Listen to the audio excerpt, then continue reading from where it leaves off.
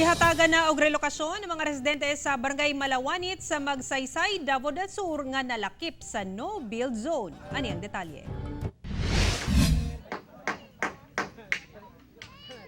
Pinaspasay na sa pagtukod ng mga residente sa Puruksay sa ilang mga bagong balay sa gihatag nga relokasyon nga nahimutang duol lang sa sentro sa barangay.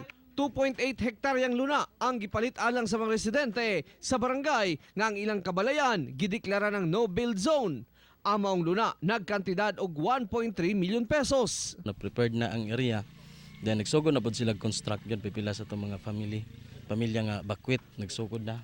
Matagbanay nga apektado, hatagan og tag 80 square meters. Sa ihap sa barangay, 57 kabanay ang apektado. Wala pa'y labot kadtong nakapuyo sa hazardous area.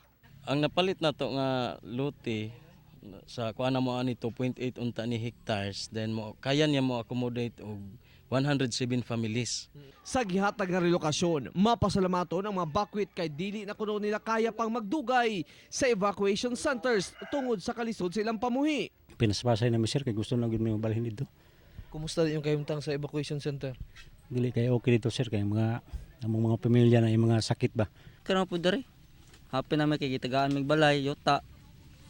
Mas okay kayo. Ang mga materyales nga gikinahanglan ng nila maong mga kahoy kay doon na may mga sin nga ihatag kanila. Wala pa'y labot ang mga may pasalig sa simento ug amakan. Mapasalamaton ang mga bakwit nga doon na nag-islay disente nga Pinoy-anan ug sama sila mga panimalay. Hinay-hinay na silang mubarog gikan sa pagkalugmok sa linog. Gilauman nga matukod na ang ilang mga balay sa inanaling panahon aron dinhi na sila makasaulog sa Kapaskuhan. Kauban si Melchor Awing sa kamera. Ako si Real Soroche para sa One Mindanao.